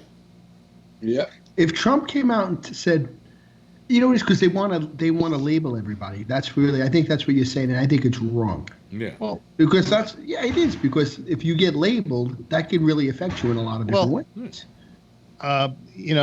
Straight people, their rights, they don't have rights anymore. It's only rights of minority groups. So, you know, what it is, it's not the rights of the majority, it's the rights of the minority. But the straights have already had rights. You know, they haven't had to fight for their rights. They have. Alex, that's a stupid thing Phil just said. Because if you fill out a job application, what, Phil said something stupid? Yeah, think about it. If you fill out a job application, Phil, they When don't. have you ever filled out a job application? I'm just saying. But if you do fill out an application, right? They don't ask you what your sexual preference is, so they don't. They're not allowed to. So then, what you just said is totally null and void. No, it's not, because it has nothing to do with the job application. What I was talking about is that I am having other people's rights foisted on me, rather than just being able to live the way I want to live. You know, at that debate, you had a bunch of people that are white saying that it's bad to be white, basically, because it's the white people's fault that they did everything. I just don't agree with. I'm not going to take rights away from anybody. If you're gay and you want to vote and you want to get married and you want to do all those things, fine. But I feel as if I'm being pushed by the gay community. Right? Huh? Yeah. Do I feel what? Do you feel like you're discriminated against because you're white now? Yes. He's discriminated against because he's Phil. Yeah. Now if you're white and you say anything, you're immediately told, well, you don't know what it's like to be this or that or the other thing. Well, we really don't know what it is to feel to be, say, black. Well, it's probably very close to what it's like to be Jewish. You know, and there's been a lot of backlash against Jews. Even in Europe right now, you've got a ton of discrimination, and in this country, anti-Semitism. And I know that Arabs are Semites too, but Jewish anti-Semitism is on the rise all over the world. Why?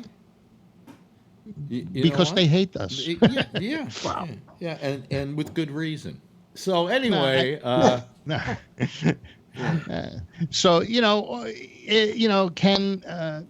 do I go near a lot of people that are anti-Semitic? No, I'm smart enough to stay away from them. But yeah. But there's plenty of it out there. No, of course there's a lot. Well, you're gonna have bad people in the world. You're never gonna live in a perfect world. Charlie's been very quiet. Yeah. Is there a reason why you've been quiet, Charlie? Well, I just don't want to get angry and get my blood pressure all up. Oh, no, wait a minute. Go ahead. Get mad. I got a pill for that. That's what we don't like about we don't want to have a heart attack. What made you mad? Yeah. What? Nobody's forcing anybody's rights on anybody. Everybody should have the same rights. That's all we're saying. Everybody should have the same rights. They should. That's except correct. In the Bay Area, San Francisco, there's a lot of activists that are pushing the gay agenda on everyone else. It's not a matter of pushing. What is the gay agenda? Wait a minute. The gay agenda. Well, what they do is they say they're gay, and Yeah. they put it in your face and they want you to accept it. Well, I think Oh. I think that you should learn to accept it, Phil. He's Yes, a little Patrick. uncomfortable. Phil. Yes, Patrick. I don't have Why- to why accept are it. you I don't have to Patrick- react to it at all. Patrick's got his hand up. Okay, let the Patrick talk. It's Patrick talk time. Go ahead, Patrick. Can I be the weirdo and say something? Sure, go ahead. I had a friend of mine that I used to work with Mm-hmm. explain to me about gay lifestyle. Mm-hmm. And he said it's not a lifestyle any more than being black is a lifestyle. Being Hispanic is a lifestyle. He said, you're born that way. You may not discover that you're gay until, puberty or even after that, and you have sex, if you're a guy with a woman and you realize, he said it's not a choice. He said it's not a choice any more than a black person Right. chosen to be black. And he said, and this is what really got me. He said, think about this. Why would you choose a lifestyle Wait a minute. Hold on a second. You're being. discriminated against, where your family ostracizes you, Mhm. where you could be killed.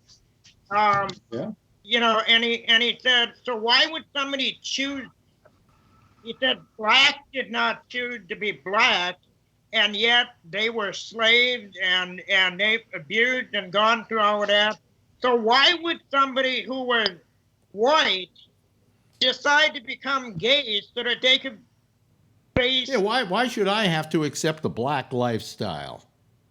Yeah. You know, I mean, when you say You don't like rappers? when you say the lifestyle of gays, what happened to Ray's camera? Right. Yeah. He's Right. moving. Yeah. Oh. Yeah. They're trying to be fancy there. Yeah. When you talk about it, you're absolutely right, Patrick. I mean, using the term gay lifestyle, it's not a lifestyle. It is a sexuality. That's it, plain and simple. It's not something they accepted and said, "Oh, I want that lifestyle. That'll be a fun lifestyle." And for me, I mean, I was raised assuming, and even through high school, I had gay friends in high school or acquaintances. We didn't really hang out, but we knew, I mean, I'm gay. Okay, well, whatever. Are you? At that, He's happy. but even at that time, I never thought about it too much. And then I went to college, and then the idea of a lifestyle was introduced to me. And so then I just assumed that it was a choice. But then, like I said, when I was told, why would somebody who's, middle class or upper class white choose a lifestyle that could ruin everything that they have with their family, with their friends, with their job? I mean, not with your job, but No, they got the best of all worlds. They don't have to listen to women bitch at them. They dress nice. They got plenty of money, 2 incomes. They go to the best shows. They got the best clothes. Come on, they got a pretty good deal. Yeah, but you know what? You got to take it up the ass. Well, not all of them do. You could be a top or a bottom? Well, and then you have to put it up somebody's ass. Either way, it's the ass thing that stopped me. I mean that all bets It's were kind of off like at just that having them point. check out your prostate. Yeah. I don't think it's a lifestyle. I think it's not even a life choice. It is something that you inwardly feel and is your sexuality. So what about these guys that are bisexual and that they'll go either way? Well, Is that a choice? They're very lucky. They can, they don't have to wait till 2 o'clock at a bar. Right? Yeah. Is that a choice though? I don't think that's a choice either. You can go for a guy, you can go for a girl. So therefore, are you one way or the other? No, you're either way, and I think that's a choice. No, it's a matter of convenience. I don't think it is not a choice, Phil. It's not a choice. It's not a choice. And scientifically, it's been proven it's not a choice. It is something that you acquire, and nobody really knows where it comes from. But you just it's hereditary, no? Isn't it genetic? I think in many ways it's an aesthetic choice. Yes, Ray, and then Patrick. Well, they did a twin study where they had identical twins who were brought up in separate families who were and over like 70% of the time, if they were gay, they were both gay. Mm-hmm. And so, yes, there's nature and nurture, but it's overwhelmingly nature. I mean, and they did it with a whole, I don't know how many twins, but there were a lot. It was a pretty exhaustive study. Patrick? The only place I think there is a choice is in prison. Yes, and I don't mean everybody, but I would say that a lot of, I think, let me put it this way. Guys, we're guys here, but lacking any women in our environment. Right. And only guys. We'd probably still use the hand. I think you would have a tendency to be gay. There are people who are gay. No, I'd learn how to fight. There are people who are gay in prison, and when they come out, they never. That is a good point. Yeah, never gay again. Prison, yeah. Now, is there a gay gene? So, for instance, they can look at your genes and they can determine. Wait a minute. There was a Gene Smith I knew. No, who was gay. They can determine if you're going to get Alzheimer's. They can determine, a lot of things with genes. Looking at the genes. Is there a gay gene? It's not genetic. No. So it's a choice. Yes, it is. No, it's not a choice. Partly it is genetic. Phil, wait a minute. Let me ask you a question. I just told you about the twin study. Wait a minute. Let me ask a question, Phil. Is your heterosexuality a choice? Or how did you come by it? How did you come? Well, forget about now. I'm talking about then. Did you, did you at some point have a choice and decide that you were going to be that you were going to be? When I first moved to San Francisco, I met a bunch of people, and I was going to some parties, and somebody singled me aside, and he says, if you get involved in that lifestyle, it's a difficult lifestyle when you get older and so forth. It was an older guy, and he was being like a Dutch uncle. And so he basically, it's a choice. Phil, that's not what I'm saying. No, Phil. What's a Dutch uncle? Phil. I chose not to, but no. But there was fun. There at some point where somebody asks you, do you mind having some homosexual sex? And you go no, and you make that choice. I'm talking about that you came to heterosexuality in any other way, but that it just came to you naturally. But heterosexuality is supposedly natural and normal through the years. No, it is not natural and normal. You know what's natural and normal? Getting horny. Getting horny and wanting to, am I right, Charlie? It's having sex is normal. It doesn't matter with who. What is kind of abnormal is being non-sexual. So what was the deal, in Rome where the Roman Empire was falling and part of the issue was homosexuality? No, that wasn't the issue at all. It fell for an entirely different set of reasons. But the thing was that in Rome, they didn't make that distinction. Sex was sex. If it made your pee-pee feel good, it made your pee-pee feel good. Yes, Patrick. Wasn't Tony Curtis in that movie, Yeah. There are tribes that have been, Native American tribe that recognize that homosexuality is just, there's like 4 ways that you can be. One is straight, one is homosexual, one is bisexual, and then something else. And it's been part of their culture forever, and I guess archaeologists have found this out, in various writings and that. So it's natural for them. It's natural for, I guess, our species. Mhm. I'm not homosexual. I've never had any desire. I've never found men attractive on any level. But I'm speaking for me. And, you know, it's not something that I would choose. And I think the guy that talked to you, Phil, it's possible because of during that time, and like I said, even This was pre-AIDS. yeah, but this even me, like I said, in college, and that was back in the 90s, it was still referred to as a lifestyle. Right.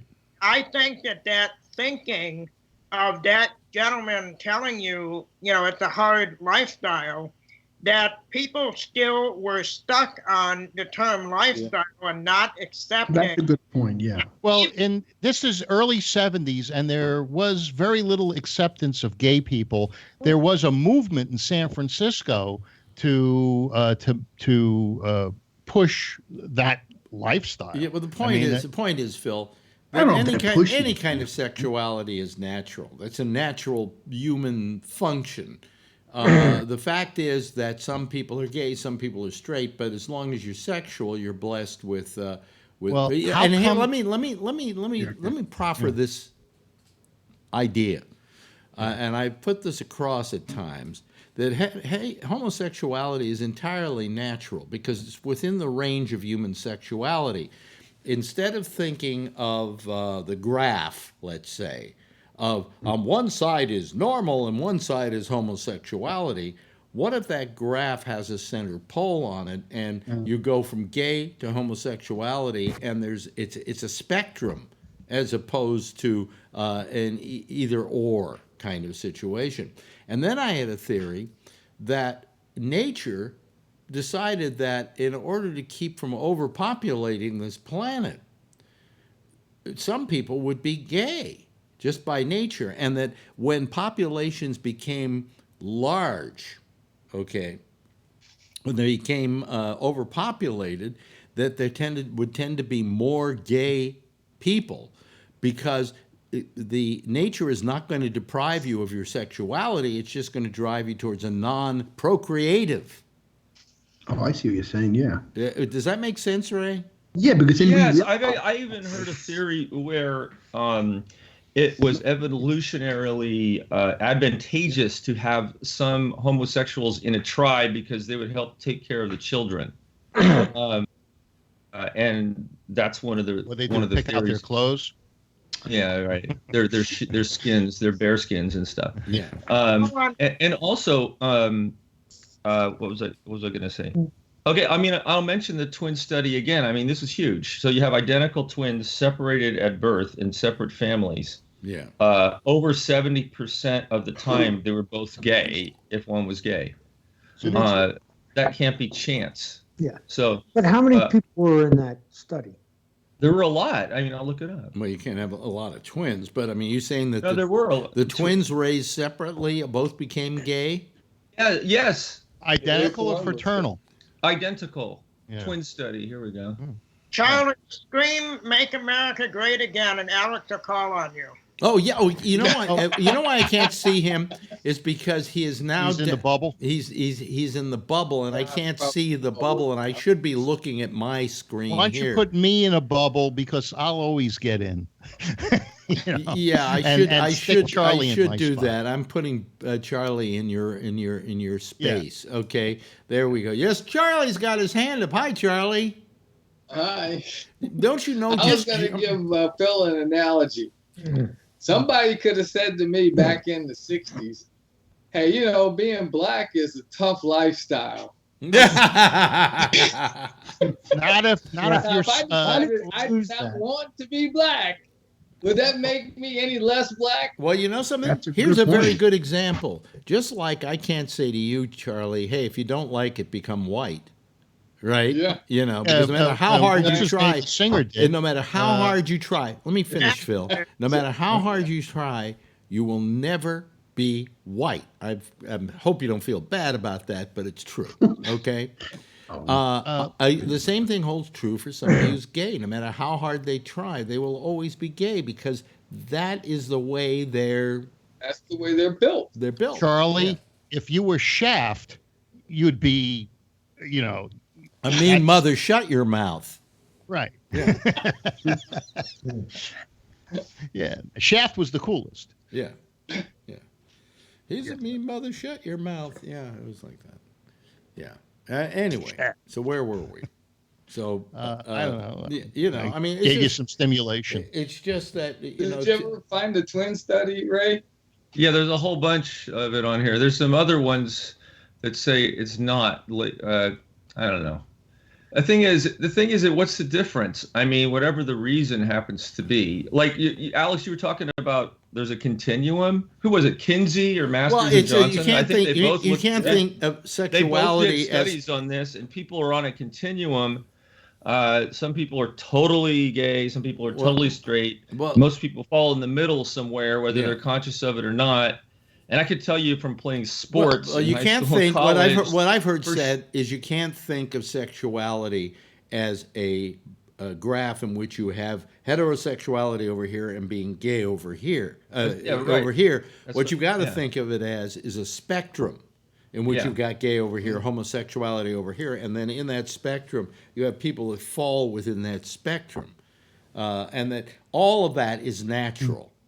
Yeah. It's just a matter of which way you lean, you know, or how much you lean that way. There's some people, you know, who are gay who go out and can have some straight sex and enjoy it, you know, and there are some straights that go out and have gay sex. That doesn't necessarily make them gay. Yeah, it just makes them sexual.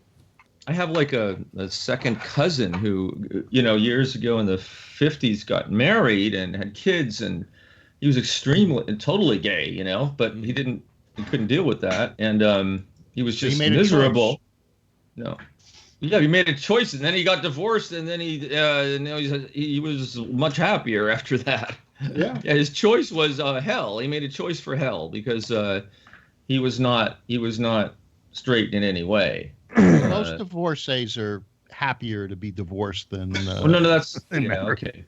Yeah, well, my point is that he was totally gay. And but it wasn't something in the Catholic Church that was okay, and he didn't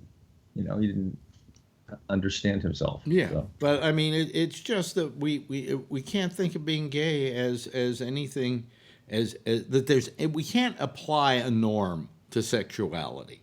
Okay, it's unfair to do it, and it's wrong to do it.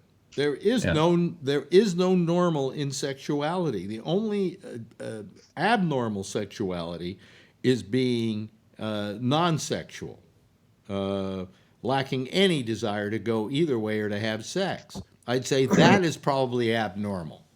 Why would that be abnormal? I think that's abnormal because most people do have a sexual drive. And some of it depends on what age they are. But why do we always give a bad time to those people who have non-procreative sex? You know, they're doing us a great service. They're not cluttering the planet with other people. That is true. Phil should be happy about that. Yeah, you should be delighted, Phil. You know, Phil, you ever had your dick sucked? Me? No. Oh, I have. Yeah. Well, I have. From women. No, I have from guy. Yeah. Yeah. I know you. He did once, yeah. And the only thing that turned me off was the stubble. You know, it just didn't the chafing didn't work. Didn't work for me. So, you know, I can sit here and tell you all I am not gay and I know it. But you don't know it, Phil. You don't know it until you get blown. So if you were with a woman that had bush, you would be turned off? Depends which bush it is. And, you know, I've had some women that had bush that was pretty stiff, you know. Yeah. Brillo pad. Yes, Patrick. She was blonde. I can guarantee you I'm not gay, and I've never had my dick sucked by a guy, and I know I'm not gay because, you know, Ray brought up being in sports. I can tell you just being in a men's locker room in high school and in college, I have had. I mean, you see Dick. You're not looking for him, but you see him. I have never had any thoughts of. I wonder what. It's just not me. Oh, wait a minute here. You've never been in a urinal and kind of looked over and Plenty of men look over at me when I'm putting a calf in and and then they regret looking over. You say you want to help me out here? Yes, Ray. Yeah. I can't see myself. It's weird. I was going to say, like, in high school, you can definitely tell the ones who are, like, in the middle, they may end up getting married someday and being fine, but you can definitely see who, because in high school especially, like, once they let their guard down, there's a lot of butt slapping and dick grabbing and stuff by the guys who are falling in the middle somewhere. And I was always like, get that shit away from me. It's like I had no desire to screw around like that, but there were a few who did. All I'm saying to Phil is, if I had you blindfolded and then we started having some people suck your dick, you probably couldn't tell which one was a man and which one was a female. Except that the ones you really probably were doing it really well were the guys. The men. Yeah, that's what I was going to say. But I'm saying that I think that when it comes to certain things, I mean, if you started taking it up the butt, I'd say, okay, you're making a conscious decision there. But a blowjob, you don't know who's giving you a blow. I didn't know who was giving me the blowjob, to tell you the truth. And then I looked down and it was a guy, and I said, well, as long as it's happening, I may as well see what the experience is. And I found I didn't find it pleasurable once I knew it was a guy, and also I could feel the stubble. Alex, that might be a way to get more Old viewers. Spice. What? You might be able to get more viewers that way if you have a build up for that episode. Like in 3 weeks, Phil's going to have his dick sucked by a mystery person live on Cabinet. Yeah. Well, that's not going to be. They'll throw that off of YouTube. Yeah, and since the prostate thing with him, it's not. Oh, yeah. It's a non-plus. Well, then somebody else then. Yeah. Tony. But Tony's turn. The only thing, yes, Jeff had his hand up. Yes, Jeff. So everybo's talking about gay men, as compared to gay women. Yeah, and I guess I have experience. Being younger with gay men, and then I knew them like nephew and whatever. Right.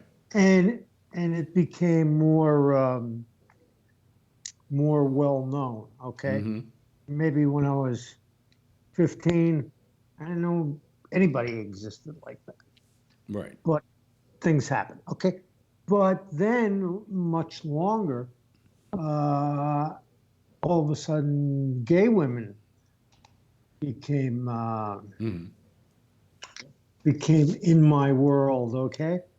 And at the same time, I think men have a real good understanding about what gay men are like and how you have relationships with them. Right.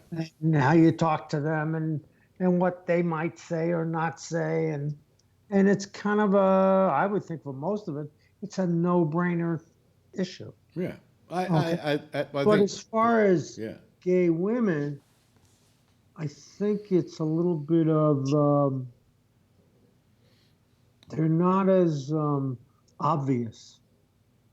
Well, and plus we all also like girl-on-girl sex. It's a whole different. You look at Rosie O'Donnell. Yeah. That's pretty obvious. Yeah, that's pretty obvious. I just wonder how she ever gets laid, even by women. But Did you see Ellen DeGeneres? What she's hanging around with? That woman's gorgeous. Oh, of course. Yeah. Ellen DeGeneres' wife. Portia de Rossi. Yeah. Yeah. From what do you call it? What was the show? What was that show? I forget the name of it. Anyway. Huh? No. Me and my mother watch Ellen every day. The one day. with Jason Bateman. Oh yeah. Oh yeah. Is it on Netflix? Yeah, I like can't think. Yeah. Great show. Oh well, we're all fucked. Arrested Development. Arrested Development. That's it. Yeah, she was on that show. Anyway, hey, listen, that's it. There's no Jack Bishop next, so we could go forever here if we wanted to. I'm sure you want to. No, not really. I'm tired now. Got to go to sleep. Got a dental appointment tomorrow. Gonna have my teeth cleaned and a filling. So it's gonna be a big day for me. Anyway, don't ruin your adjustment. Yeah, right. Thank you all for having joined us. We'd like to thank Charlie Wallace, of course, who's lost all feeling to his arm. Let's see here. Then there's, of course, the lovely and attractive Patrick. Well, I know Patrick. I always have trouble with, the guy with a mother. I don't know why. Yeah. Huh? The Tylenol PM's kicked in. The Tylenol PM. Tony Magno, ladies and gentlemen. Also, thank you to Jeff. Thank you to Phil very much for having dumped your photo club tonight to come be with us. And of course, Patrick, we love having you here. Ray. And Ray. Thank you. Everybody, give us a big wave goodbye so they can all say goodbye to you. Yeah. Goodbye, guys. There we go. There they go.